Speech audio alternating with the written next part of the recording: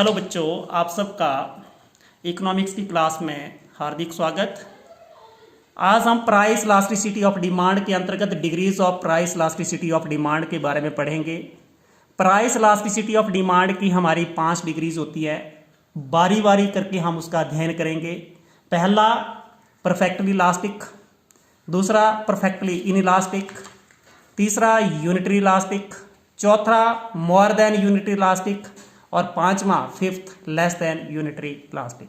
अब सबसे पहले हम पढ़ेंगे परफेक्टली इलास्टिक डिमांड। सबसे पहले इसकी डेफिनेशन पढ़ेंगे। डेफिनेशंस के बाद इसके डायग्राम की हम स्टडी करेंगे। परफेक्टली इलास्टिक डिमांड आपको पता होना चाहिए कि परफेक्टली इलास्टिक डिमांड क्या होती है।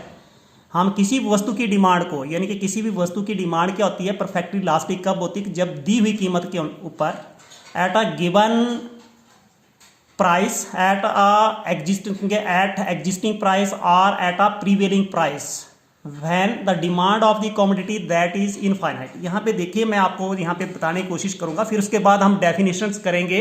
मान लीजिए किसी वस्तु की कीमत कितनी है? 10 है। कितनी है? 10 है। यहाँ पे मैं थोड़ा सा इधर लिख लेता हूँ पर। ये आगे प्राइस किसी वस्तु की, और ये हम कर रहे हैं उसकी डिमांड, dx लिख सकते हैं और या qx। मान लीजिए आपकी प्राइस 10 है और डिमांड 10 है। डिमांड कितनी है? 10। प्राइस 10 पे ही आपकी प्राइस उतनी फिक्स है और डिमांड कितनी हो जाती है? 20 units. Price 10 and demand that is 30 units. तो यहाँ पे देख रहे हो कि आपका प्राइस के अंदर कोई भी चेंज नहीं हो रही है, बट आपकी डिमांड चेंज हो रही है। तो यहाँ से ही आपकी डेफिनेशन बन गई कि when there is infinite demand of a good, एक गुड की जो डिमांड है वो इनफाइनाइट है, at a particular price, at a existing price, at a constant price के ऊपर जब भी आपकी डिमांड कितनी है? इनफाइनाइट। आप 10 करते जाओ, बहुत सारी आपकी यहाँ पे डिमांड्स आ सकती है। यानी कि 10 रुपए के ऊपर आप जितनी मर्जी उतनी वस्तुएं खरीद सकते हो। यानी कि पर यूनिट प्राइस कितना है? 10 रुपीज़ है। तो आपकी डिमांड कितनी है? इनफाइनाइट है। तो हम उसको बोलेंगे perfectly elastic demand when there is infinite demand of a good at a particular price and demand become zero when the price is slightly. यहाँ से आप डिमांड जो थोड़ा सा भी इंक्रीज करें या प्राइस को थोड़ा सा भी इंक्रीज करें तो आपकी डिमांड कितनी हो जाएगी? जीरो हो जाएगी। And this is the feature. हम इसको जो फीचर है, ये किसका फीचर है? परफेक्टली या परफेक्ट कॉम्पिटिटिव मार्केट का है, परफेक्ट कॉम्पिटिशन मार्केट का ये फीचर्स है कि आप इससे ज़्यादा प्राइस नहीं ले सकते हो। ठीक है। अब आपने क्या करना है, जब भी इसका डायग्राम बनाना है, कैसे बनाएंगे? आपकी डिमांड कितनी है, आपकी जो प्राइस है वो कितनी है? 10 ही प्राइस है। आपकी डिमांड के अंदर कोई भी चेंज नहीं हो रही है। यहाँ पे dd क्या है? ये आपका डिमांड कर्व है, which is parallel to OX। ये किसके पैरेलल है? OX के पैरेलल है। यहाँ पे ध्यानपूर्वक देखना, आपने इसको ध्यानपूर्वक आपने स्टडी करना है। ये मैंने ऊपर भी बना दिया, इसका टेबल भी बना दिया। आपकी price 10, demand 10, price 10, demand 20, price 10, demand 30. It means when there is infinite demand of a good at a particular price, this is the situation of perfectly elastic demand. ये perfectly elastic demand की situations है। और dd is a demand curve which is parallel to x axis. ये x axis के पैरेलल है और इस स्थिति के अंदर आपकी ed कितनी हो जाएगी? इनफाइनाइट हो जाएगी। ठीक है। अब इसको हम जैसे दूसरी थोड़ा सा आप, मैं रफ काम ही करा रहा हूँ, आपने इसको फेयर नहीं करना है, मैं आपको बता रहा हूँ हम इलास्टिसिटी ऑफ डिमांड कैसे निकालते हैं। कैसे निकालते हैं? Delta Q over Q multiply by P over delta P. देखिए यहाँ पे मैं निकाल रहा हूँ, आपने ध्यान को देखना है। ये डेल्टा क्यू कितना चेंज हो गया? जैसे मान लीजिए 10 से 20 हो रहा है। कितना चेंज हो रहा है? 10 से 20। तो हमारा हो जाएगा 20 - 10 ओवर 10 इनिशियल। प्राइस कितनी होगी? 10 ही रह रही है आपकी, चाहे आप कॉमोडिटी 10 खरीद रहे हो, 20 खरीद रहे हो, प्राइस के अंदर कोई भी चेंज नहीं हो रही है। 10 ओवर 10 माइनस 10। तो ये जो हो गया आपका 20 - 10 हो गया 10 ओवर 10, और यहाँ पे कितने हो गए? 10 ओवर 0। तो ये हो गए आपके 100 ओवर 0, दैट इज इनफाइनाइट। ठीक है। इससे भी आप इसको समझ सकते हो। इसका मतलब क्या हो गया कि जब आपकी प्राइस के अंदर कोई भी चेंज नहीं हो रही है, आपकी demand that is infinite, that is the condition of perfectly elastic demand. शायद आपको समझ आ गई होगी। ये किसी भी बुक के अंदर ऐसा नहीं किया हुआ है, लेकिन मैंने आपको समझाने के लिए कर दिया कि इलास्टिसिटी ऑफ डिमांड को ऐसे मापते हैं, और इस केस के अंदर आपकी इलास्टिसिटी ऑफ डिमांड कितनी आती है? इनफाइनाइट, अनगिनत। अब हम जो दूसरा करेंगे, दूसरा जो परफेक्टली इनइलास्टिक। अब इनइलास्टिक का मतलब क्या हो रहा है? इनइलास्टिक का मतलब है कि आपकी, ध्यान को सुनना है, आपकी प्राइस के अंदर चेंज हो रही है बट आपकी डिमांड के अंदर कोई भी चेंज नहीं आ रही। जैसे अब देखिए, मैं यहाँ पे इसको थोड़ा सा बताने की कोशिश कर रहा हूँ। मान लीजिए कोई वस्तु है आपकी एक्स और इसकी ये डिमांड है एक्स की। देखिए हम कितना कर रहे हैं, प्राइस हमने 2 रुपीज़ 2 पर यूनिट ले रहे हैं और हमारी कमोडिटी आप खरीद रहे हो आप 2। ठीक है, आपकी 4 हो गई तब भी आप कितनी खरीद रहे हो 2। यदि आपकी 6 होगी तब भी आपकी कमोडिटी की डिमांड कितनी है 2। यहाँ पे देखिए प्राइस में चेंज आ रही है but your demand that is not changing. Price change हो रहा है but demand that is not changing. And this is the situation of, ये जो सिचुएशन है, this is the situation of perfectly in elastic demand. ये कौन सी situation है? Perfectly in elastic demand. अब यहाँ पे देखिए, जब भी हम इसका ग्राफ बना रहे हैं, दिस इज द ग्राफ, ये जो ग्राफ बन रहा है यहाँ पे देखिए, इस ग्राफ के अंदर, ये जो ग्राफ बन रहा है आपका, इस ग्राफ के अंदर आपकी price 2 demand 2, price 4 demand 2, price 6 demand is 2। It means this is the situation of perfectly inelastic. आपकी प्राइस में चेंज होने से आपकी डिमांड के अंदर कोई भी चेंज नहीं आ रही है, तो हम इसको बोलेंगे this is the condition of perfectly inelastic demand. When there is no change in demand with change in price, price में चेंज होने से आपकी डिमांड में कोई भी चेंज नहीं आ रही है, for such a commodity is said to be perfectly inelastic. हम कमोडिटी को बोलेंगे कि ये कैसी, इसकी डिमांड कैसी है, परफेक्टली इनइलास्टिक है। और यहाँ पे D D that is the demand curve and this demand curve that is parallel to O Y axis and here E D is equal to 0। यदि हम दूसरा मेथड लगाएं जो प्राइस इलास्टिसिटी ऑफ डिमांड को मापने वाला, तो यहाँ पे मैं लिख रहा हूँ, ध्यान को सुनना है आपने। ई डी किसके बराबर होता है? मैंने अभी भी बताया, delta Q over Q multiply by P over delta P. अब देखिए क्वांटिटी में कोई भी चेंज नहीं आ रही, इनिशियल और फाइनल सब बराबर है, तो यहाँ पे 2 minus 2 over 2 and this price के अंदर कितना, जैसे हम यहाँ पे पहली वाली सिचुएशन ले रहे हैं, तो प्राइस पहले इनिशियल ये पी और ये P1, तो ये आपका P, तो 4 माइनस 2, तो ये जो आपका हो गया 2 minus 2 0 over 2 and this is 2 over 2, तो ये जो हो जाएगा 0 multiply 2 0 over 4 is equal to 0। जब भी इस स्थिति के अंदर आप इलास्टिसिटी ऑफ डिमांड को कैलकुलेट करेंगे, देन क्या हो जाएगा, आपकी इलास्टिसिटी ऑफ डिमांड कितनी आ जाएगी? 0। यहाँ पे आपकी डेफिनेशन बिल्कुल समझ आ गई कि आप क्या कर रहे हो, प्राइस में चेंज कर रहे हो, what your demand that is not changing, this is the situation of perfectly inelastic demand। पूर्णतः बिलोचदार मांग, जब कीमत में परिवर्तन होने के फलस्वरूप आपकी मांग में कोई भी परिवर्तन नहीं आ रहा, उसमें कोई भी चेंज नहीं आ रही है, तो वो आपकी कौन सी कंडीशन होती है? Perfectly inelastic demand. अब नेक्स्ट देखिए यूनिटरी इलास्टिक डिमांड। इसको समझने के लिए हम जो मेथड यूज करेंगे वो टोटल एक्सपेंडिचर वाला मेथड यूज करेंगे। टोटल एक्सपेंडिचर वाला मेथड आपने देखना तो मेरा प्रीवियस वाला वीडियो लेक्चर आप देख सकते हो। इकाई लोचदार, इकाई लोचदार का मतलब होता है कि आपकी ईडी कितनी आनी चाहिए? 1। तो ईडी 1 कब आती है? Elasticity of demand is 1 when percentage change in price and percentage change in quantity both are same, तो हम उसको बोलेंगे परफेक्टली इन इलास्टिक डिमांड। और दूसरी तरफ से हम बोल सकते हैं कि जब आपकी प्राइस में चेंज हो रही है, whether the price is rising whether the price is falling, your total expenditure that remains constant. जैसे मैंने पीछे भी कराया था कि आपके उसके अंदर कोई भी चेंज नहीं होती है। यहाँ पे देख सकते हो आप, देखिए प्राइस है और ये कमोडिटी, ये आपका total expenditure, price multiply by quantity 4। आप देखिए आपने प्राइस को बढ़ाया था और आपकी क्वांटिटी, आपकी डिमांड आपकी 4 से घट करके 2 हो गई थी, तब भी आपका टोटल एक्सपेंडिचर 4 मल्टीप्लाई 8।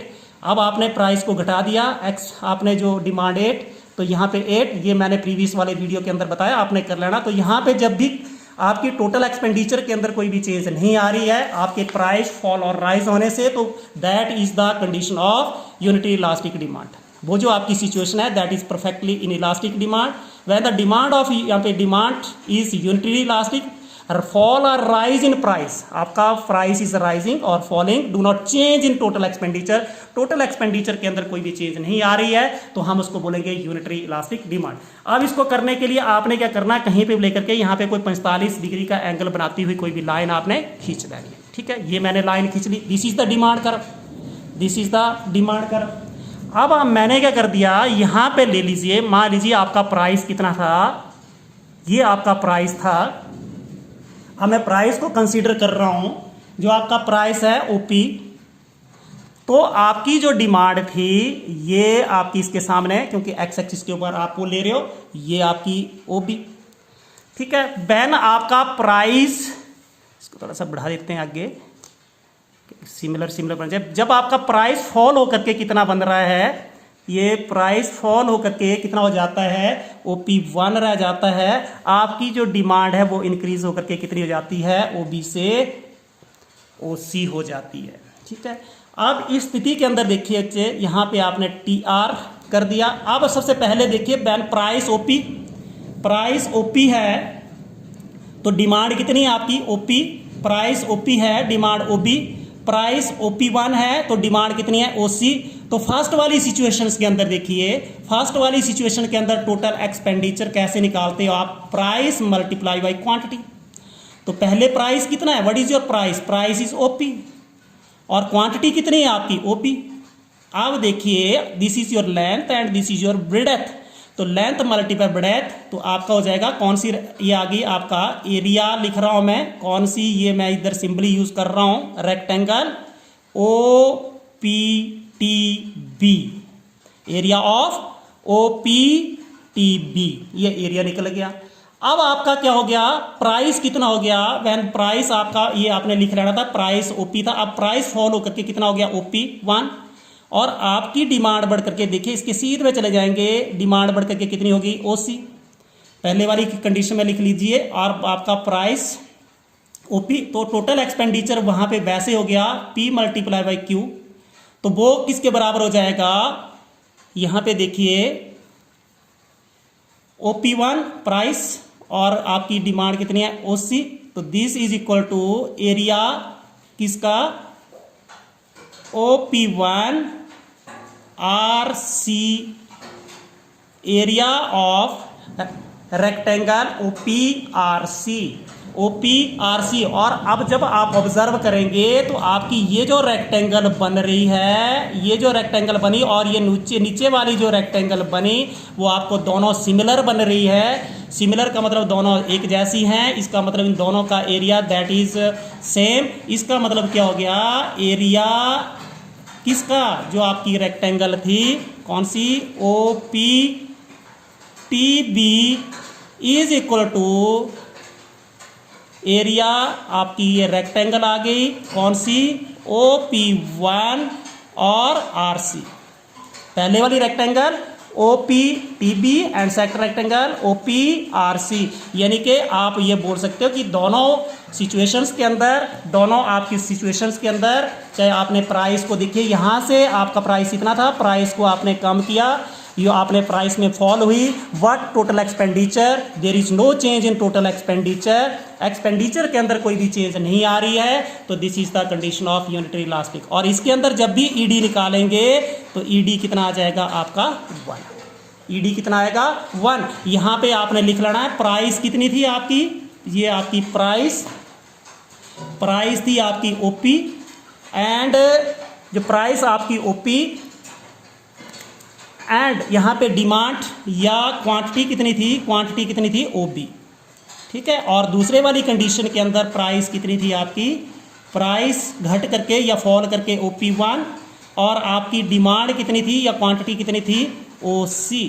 और रेक्टेंगल जो होता है उसका एरिया किसके बराबर होता है, लेंथ मल्टीप्लाई बाई ब्रेडेथ, ठीक है। तो ये हो गया यूनिटरी इलास्टिक डिमांड। अब हम जो करेंगे नेक्स्ट, यूनिटरी इलास्टिक के बाद जो नेक्स्ट करेंगे हम,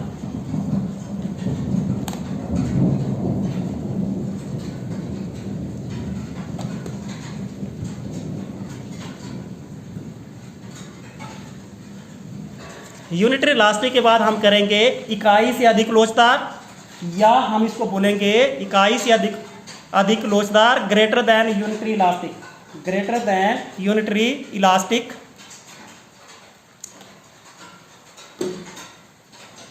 ग्रेटर देन यूनिटरी इलास्टिक।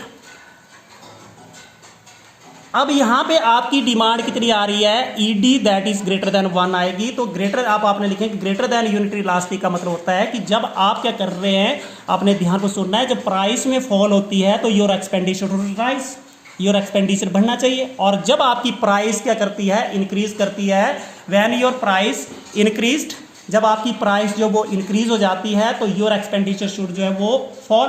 और अब आपकी प्राइस के कम होने से, जब आपकी प्राइस कम हो जाए तो एक्सपेंडिचर जो है बढ़ना चाहिए, और प्राइस के बढ़ने से आपका टोटल एक्सपेंडिचर घटना चाहिए, तो उसको बोलते हैं greater than unitary elastic demand. तो elasticity of demand is greater than unity if fall in price of commodity, commodity की प्राइस में जब भी फॉल होती है, causes rise in total expenditure, जब आपकी प्राइस फॉल होगी तो आपका टोटल एक्सपेंडिचर बढ़ जाएगा, और राइज इन प्राइस से आपका टोटल एक्सपेंडिचर फॉल कर जाएगा। तो अब आपने इसको कैसे करना है, ध्यान को सुनना है। अब आपने इसकी जो डायग्राम बनानी है वो कैसे बनानी है, इसको तिरछा करके ऐसे करके बनाना है। ये मैं आपके सामने बना रहा हूं। ये D D that is your demand curve, D D is your demand curve. अब आपकी सबसे पहले प्राइस कितनी थी, मान लीजिए वही हम सिचुएशन ले रहे हैं, ओपी एंड योर डिमांड, ये आपकी ओपी डिमांड कितनी थी, ओसी। और जब प्राइस कम होकर के कितनी रह जाती है आपकी, देखिए OP1, तो आपकी डिमांड बढ़ करके कितनी हो जाती है, यहाँ पे बी लिख रहे हैं, और ये बी और सी हो जाती है। तो ये जो आपकी कंडीशन बनेगी greater than unitary elastic, greater यहाँ पे लिखा है elasticity of demand is greater than unitary if fall, आपका प्राइस फॉल कर रहा है, your expenditure should rise, and if price rises your total expenditure that should fall. यानी कि आपने ये करना है कि कीमत के बढ़ने से आपका टोटल एक्सपेंडिचर घटना चाहिए, और घटने से टोटल एक्सपेंडिचर बढ़ना चाहिए। पहले वाली सिचुएशन देखिए। अब आपकी जो पहली सिचुएशन है, जब प्राइस कितना था, प्राइस कितना था आपका ओपी, और क्वांटिटी कितनी आप खरीद रहे थे आप ओबी, ठीक है। तो टोटल एक्सपेंडिचर आपको पता है कैसे निकालते हैं, प्राइस मल्टीप्लाई बाय क्वांटिटी, कीमत गुणा मात्रा। कीमत कितनी है आपकी ओपी, मात्रा कितनी है ओबी, तो ये बन जाएगा आपका, इसको एरिया किसका, ओपी, और यहाँ पे टी लिखिए इधर R, O P T B, rectangle, area of rectangle O P T B, area of rectangle O P T B. लेकिन जब आपकी प्राइस कितनी होगी, फॉल करके प्राइस कितनी रह गई OP1, आपकी प्राइस फॉल करके कितनी हो गई OP1,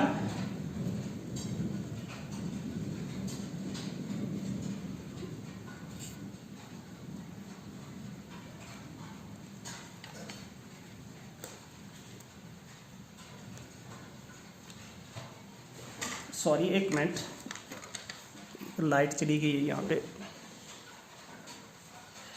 और जब आपकी प्राइस, जो आपकी प्राइस है वो घट करके कितनी रह जाती है OP1, और आपकी क्वांटिटी जो है वो आपकी कितनी हो जाती है, आपकी मांग या डिमांड बढ़ करके कितनी हो जाती है OC, then total expenditure that is equal to ये price multiply by quantity OC।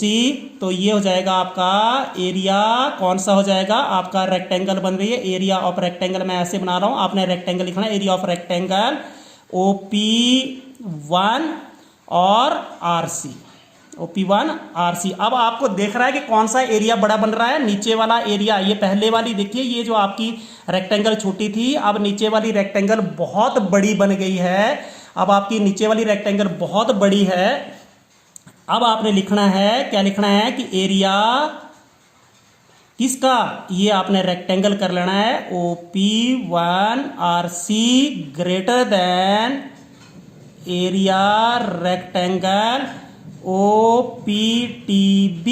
इसका एरिया ज़्यादा है, इसका मतलब ये एक्सपेंडिचर आपने क्या कर दिया, प्राइस को फॉल करने से, कीमत के घटने से आपका टोटल एक्सपेंडिचर बढ़ गया। तो इसलिए यहाँ पे क्या होगा, ED ग्रेटर देन 1। ये आपकी जो सिचुएशन आएगी, इस स्थिति के अंदर आपका ED कितना हो जाएगा, ग्रेटर देन 1, ठीक है। एरिया इसके अंदर ED कितना हो जाएगा, ग्रेटर देन 1। तो मैंने तभी बताया कि elasticity of demand is greater than unitary if fall in price, fall जब आपकी प्राइस फॉल होने से of a commodity cause is rise in total expenditure, उससे टोटल एक्सपेंडिचर राइज हो जाता है, and rise in price cause is fall in total expenditure. लेकिन हम इस स्थिति के अंदर क्या कर रहे हैं, प्राइस को फॉल कर रहे हैं, प्राइस को फॉल करने से हमारा जो एक्सपेंडिचर नीचे वाली जो आपकी रेक्टेंगल का एरिया है that is more than first वाली रेक्टेंगल का।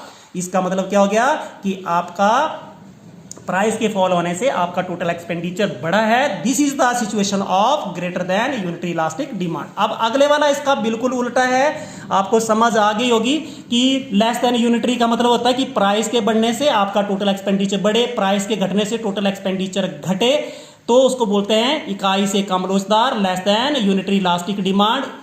Elasticity of demand is less than unitary if fall in price of a commodity cause is fall in expenditure, price के फॉल होने से आपका एक्सपेंडिचर भी फॉल कर रहा है और राइज होने से आपका एक्सपेंडिचर भी राइज कर रहा है, तो उसको हम क्या बोलेंगे, इस स्थिति को हम क्या बोलेंगे, दिस कंडीशन को, this condition is called less than unitary elastic demand, इकाई से कम लोचदार मांग। अब आपने इसका जो ग्राफ है वो ऐसे इसको स्लैंटेड बनाना है नीचे की तरफ। आपने ये, मैं इस पेन का यूज कर रहा हूं, ये स्लैंटेड मैंने बना दिया।